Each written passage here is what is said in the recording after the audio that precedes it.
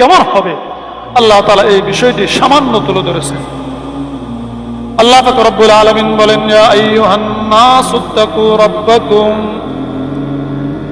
ইয়া আইয়ুহান নাস, হে মানব সম্প্রদায়, ইত্তাকু রাব্বাকুম, তোমরা নিজ প্রতিপালককে ভয় করো, তোমরা স্বীয় রব্বুল আলামিনকে ভয় করো, স্বীয় রবকে ভয় করো।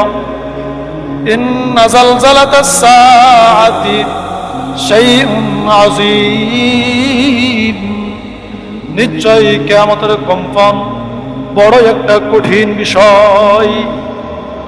আল্লাহ পাক রব্বুল আলামিন বলেন, হে মানব সম্প্রদায়, তোমরা তোমাদের রবকে ভয় করো। আমি আল্লাহ তোমাদেরকে জগতে প্রেরণ করেছি নির্দিষ্ট একটা সময়ের জন্য। এই দুনিয়াতে তোমাদেরকে প্রেরণ করেছে নির্দিষ্ট সময়ের জন্য, চিরস্থায়ী সময়ের জন্য নয়। কিন্তু তোমরা দুনিয়াতে আসিয়া তোমরা ভাবছো এই দুনিয়া চিরস্থায়ী, চিরস্থায়ী জিন্দেগি ভাবিয়া তোমরা বিশাল বিশাল দালান কোঠা, বাড়ি গাড়ি, অট্টালিকা করার মধ্যে প্রতিযোগিতায় ব্যস্ত হয়ে গেছ। তোমরা দুনিয়াকে সুন্দরভাবে সাজানোর প্রতিযোগিতার মধ্যে ব্যস্ত হয়ে গেছ, অথচ এই দুনিয়া চিরস্থায়ী নয়। যদি এই দুনিয়া চিরস্থায়ী না হয়, তাহলে তুমি দুনিয়াতে যে রঙিন স্বপ্ন সাজাও, ওই রঙিন স্বপ্ন চিরস্থায়ী নয়। এই দুনিয়ার জমিন যেহেতু ধ্বংস হয়ে যাবে, তুমি যে রঙিন বাড়ি দুনিয়ার জমিনে বানাইতেছ, সেই রঙিন বাড়িও ধ্বংস হয়ে যাবে। সুতরাং এই ক্ষণস্থায়ী দুনিয়ার মধ্যে রবকে ভয় করিয়া চলো। এই ক্ষণস্থায়ী দুনিয়ার একদিন নির্দিষ্ট মেয়াদ শেষ হয়ে যাবে, আর মেয়াদ শেষ হওয়ার সাথে সাথে কিয়ামত সংঘটিত হবে। ইন্না জালজালাতাস সাআতি শাইউন আযীম, কিয়ামতের কম্পন বড় কঠিন বিষয়। তোমরা স্বীয় রবকে ভয় করো, কেননা কিয়ামতের কম্পন বড় কঠিন বিষয়। তোমরা যে দুনিয়া নিয়ে ব্যস্ত হয়ে গেছ, এই দুনিয়া কিয়ামতের মাধ্যমে সব ধ্বংস হয়ে যাবে। দুনিয়া কিয়ামতের মাধ্যমে সব, ধরে বলেন না, সব। মানব সম্প্রদায়ের অবস্থা কি হবে যখন কিয়ামত সংঘটিত হবে? রব্বুল আলামিন বলেন, ইয়াউমা তারাউনাহা তাযহালু কুল্লু মুরদিআতিন আম্মা আরদাআত ওয়া তাদাউ কুল্লু যাতি হামলিন হামলাহা ওয়া তারান নাসা সুকারা ওয়া মা হুম বিসুকারা ওয়ালাকিন্না আযাবাল্লাহি শাদীদ। রব্বুল আলামিন বলেন, ওগো নবী, ইয়াউমা তারাউনাহা, আপনি কিয়ামত দিবসে মানুষকে দেখবেন, তাযহালু কুল্লু মুরদিআতিন আম্মা আরদাআত, বলে সন্তানকে দুধ পান করানোওয়ালা মা, যেই মা সন্তানকে দুধ পান করাই, যেই মা সন্তানকে দুধ পান করাই, আল্লাহ পাক রব্বুল আলামিন কি চমৎকার উদাহরণ দেয়। একটু চিন্তা করলে বুঝে আসবে।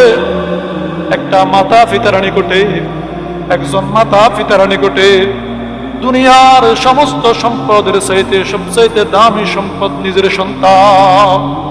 ঠিক আছে, নিজের বলেন না, মাথা ডুলে হইতো না, মুখে কথা বলতে হবে।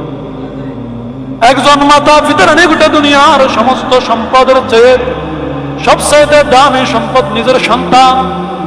যদি কোনো আব্বা আম্মাকে বলা হয়, তোমার একটা সন্তান আমাকে দিবে, আমি তাকে কোরবান করে দিব, বিনিময়ে তোমার এক হাতে চাঁদ আর এক হাতে সূর্য দিব, কোনো আব্বা আম্মা কোনো দিন রাজি হবে না। রাজি হবে নি? জোরে বলেন না, রাজি হবে নি? মাতা পিতার নিকটে সবচাইতে দামি সম্পদ নিজের সন্তান। প্রথম সন্তান একটু বড়, দ্বিতীয় সন্তান আর একটু ছোট। কয়েকটা সন্তানের মধ্যে একটা সন্তান আছে কোলে মা দুধ পান করাই, কয়েকটা সন্তানের মধ্যে একটা সন্তান আছে মায়ের কোলে মা দুধ পান করাই। আচ্ছা বলেন তো, এই কয়েকটা সন্তানের মধ্যে সন্তান কিছু আছে বড়, কিছু হাঁটে, কিছু হারকা, আবার কিছু আছে মায়ের কোলে। এই সবগুলা সন্তানের মধ্যে সবচাইতে মা কেয়ারফুল বেশি কোন সন্তানের প্রতি? ধরে বলেন না, মা সবচেয়ে বেশি কার প্রতি কেয়ারফুল? যে সন্তানকে দুধ পান করায়, কারণ বড় তো একটু বড় হয়েছে, তার চলা বলার একটু হুঁশ আছে, নিজেকে কিছু সেভ করতে পারে। মেজ সন্তান যেটা আছে সেটাও তুলনামূলক নিজেকে নিজে একটু কেয়ারফুল করতে পারে, নিজের সেভ নিজে করতে পারে। কিন্তু দুধের সন্তান যেটা আছে এটা সম্পূর্ণ অনিরাপদ।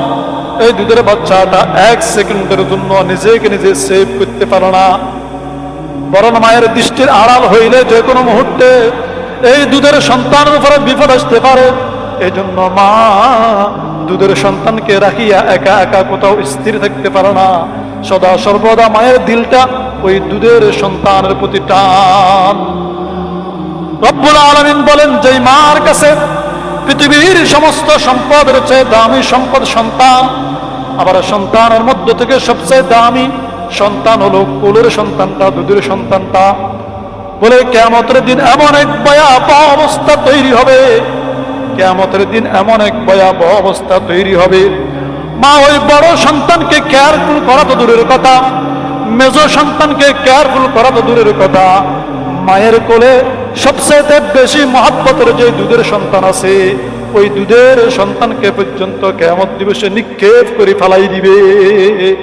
ইয়াউমা তারাউনাহা তাযহালু কুল্লু মুরদিআতিন আম্মা আরদাত।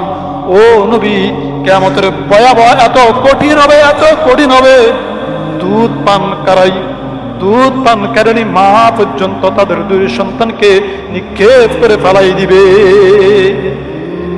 দুধ পান করানি মা তার সন্তানকেও মালামারি ফেলাই দিবে, খবর রাখবে না। রব্বুল আলামিন বলেন, ওয়াতাদউ কুল্লু যাতি হামলিন হামলাহা, ওয়াতাদউ কুল্লু যাতি হামলিন হামলাহা।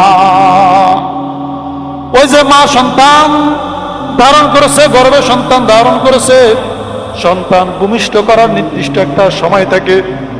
বর্তমান যুগে ডাক্তারের ডেট দেয় যে 9 মাস 10 দিনের মাথায় সন্তান জন্ম লাভ করবে, 9 মাস 20 দিনের মাথায় সন্তান জন্ম লাভ করবে।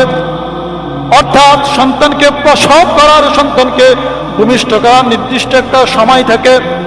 রব্বুল আলামিন বলেন, ওয়াতাদউ কুল্লু যাতি হামলিন হামলাহা।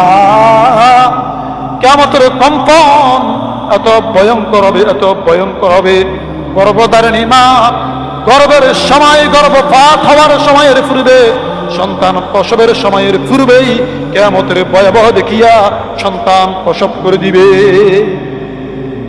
কিয়ামতের ভয়াবহ অবস্থা দেখিয়া সন্তান প্রসবের সময়ের পূর্বেই মা ভয়ে সন্তান প্রসব করে দিবে। ওয়াতাদউ কুল্লু যাতি হামলিন হামলাহা। এখনো সন্তান প্রসবের সময় হয় নাই, যখন আসমান জমিন কম্পন শুরু হবে, মা ভয়ে কাঁপতে কাঁপতে তার গর্ভের সন্তান প্রসব করে দিবে। ওয়াতারান নাসা সুকারা, ওয়াতারান নাসা সুকারা। ওই যে দুনিয়ার যে মানুষগুলো নিজের আত্মসম্মান বোধ নিয়ে চলতো, নিজের আত্মসম্মান নিয়ে অহংকার করত, গর্ব করত, কিয়ামত দিবসে এই মানুষগুলো দেখবেন আপনি পাগলের মতো দৌড়াদৌড়ি করতেছে। ওয়াতারান নাসা সুকারা। নেশাগ্রস্ত মানুষ যেমন টালমাল করে, নেশাগ্রস্ত মানুষ যেমন চলাফেরার মধ্যে এলোমেলো হয়ে যায়, নিজের চলাফেরাও ঠিক মতো করতে পারে না, নিজের দেহ নিজের কন্ট্রোলে থাকে না। যা আত্মসম্মান নিয়ে চলতো দুনিয়াতে, ইজ্জত ও সম্মানের সহিত চলতো, কিয়ামত দিবসে এই মানুষগুলো নেশাগ্রস্ত মানুষের মতো চলাফেরা করবে। ওমা হুম বিসুকারা। ওগো নবী, এই মানুষগুলো কিন্তু আসলে নেশা করে নাই, এই মানুষগুলো কিন্তু আসলে গাঁজা খায় নাই, মদ খায় নাই, মানুষগুলো আসলে নেশা করে নাই। আমি আরো বহু আগে আমার ওস্তাদের সাথে একদিন মাহফিলে গেছিলাম, রামগঞ্জ একটা প্রোগ্রামে গেছিলাম। তো রামগঞ্জ থেকে দাগনভূঞা ফেরার সময় এক লোক দেখলাম চৌরাস্তা, বেগমগঞ্জ চৌরাস্তা। কোথায়? বেগমগঞ্জ। এখানে একটা ট্রাফিকের খাম্বা আছে না? জোরে বললাম না, ট্রাফিকের খাম্বা আছে না? আছে। এক লোক টাই পরা, শার্ট পরা, জিন্সের প্যান্ট পরা, মানে দেখতে খুব স্মার্ট, দেখতে খুব, জোরে বললাম না কি স্মার্ট, মনে হয় যে মানে খুব শায়েন সাবেক। রাত্রে সম্ভবত 1:30 থেকে 2টা বাজে। এই লোক চৌরাস্তা যাই, খাম্বা আছে ট্রাফিক মোড়, এই লোক কান্দার লগে লাগাই হ্যাঁ ইলোস ফেলে কি খাম্বা ফেলে, খাম্বা কাটতে হয়ে গেছে। খাম্বা কি গেছে? এত খাম্বারে কি করে? এত বিশাল খাম্বা, খাম্বারে ফেলে কি কাটতে, খাম্বা বলে কি গেছে? কাটতে হয়ে গেছে। আমি জীবনে প্রথম দেখছি হুজুরের পিছনে রেস্ট আছে, ঘুমাইতেছে, আমি সামনে ড্রাইভারের লোক বসা। আমি জিজ্ঞেস করলাম কি ভাই আপনার একে করে গেছে? হুজুর এত ডাইল গেছে, এত ডাইল গেছে, এত কি গেছে? আরো জোরে বলেন না, কি গেছে? ডাইল গেছে। এই জীবনে সর্বপ্রথম শুনলাম যে কোনো মানুষ ডাইল খাইলে বিশাল খাম্বারেও কাটতেন না দেখে। মনে মনে করি আমরাও তো প্রতিদিন বড়িয়ে ডাইল খাই, কোন ডাইল খাইল? কথা বুঝেছেন? সম্ভ্রান্ত মানুষ, স্মার্ট মানুষ, অফিসার মানুষ, তাকে 2-4 জন পরিচিত মানুষ দেখলে তাকে নিয়ে হাস্য করবে, ঠাট্টা করবে, মস্কারি করবে। কিন্তু তার মাথা কি হয়ে গেছে? ডাল খাওয়ার কারণে এলোমেলো হয়ে গেছে। আমার উস্তাদ প্রায় সময় বাজে মেসাল একটা কথা, আমি না মানে আমার উস্তাদের কথা বলতেছে, কথা আমি ফেনী শস্যদী মাদ্রাসায় পড়তাম। তো ফেনী থেকে শস্যদীর লোকাল ট্রেন আছে, লোকাল কি আছে? ট্রেন আছে। আমি একদিন ট্রেনে উঠু, এক ফাগলে ট্রেন রাস্তার মধ্যে মানুষের পায়খানা নাকি গরুর পায়খানা শুকায়, ট্রেনগুলো শক্ত হয়ে রয়েছে। এত সেখান থেকে সোলাই নিয়ে সাবাইতেছে আর বলতেছে কোন বেটারে ফেজু বানাইছে, লবণ কিনলে কম হয়েছে। কোন বেটা ফেজু বানাইছে, লবণ কিনলে কম হয়েছে। এরকম করে কেন? ডাল খাইছে। ডাল খাওয়ার কারণে তার মাথা তার নিয়ন্ত্রণে নাই, তার দেহ তার কন্ট্রোলে নাই। সমাজের যারা সম্ভ্রান্ত মানুষ আছে, সমাজের যারা ইজ্জতওয়ালা মানুষ আছে, এরা চিন্তা করে বড় বড় এমপি মন্ত্রীরাও খাওয়ার সময় দরজা বন্ধ করে 2-4 জন বডিগার্ড লই খা, যাতে করে মানুষের সামনে না পড়ে। মানুষের সামনে পড়লে তার ইজ্জত নষ্ট হবে, তার ওয়াকার নষ্ট হবে, সম্মান নষ্ট হবে। নেশাগ্রস্ত অবস্থায় আমাকে কেউ দেখুক, যদি আমি নেশা করি, কিন্তু এই অবস্থায় আমাকে কেউ দেখুক, এটি আমি আমার ইজ্জতের বিপরীত মনে করতেছি।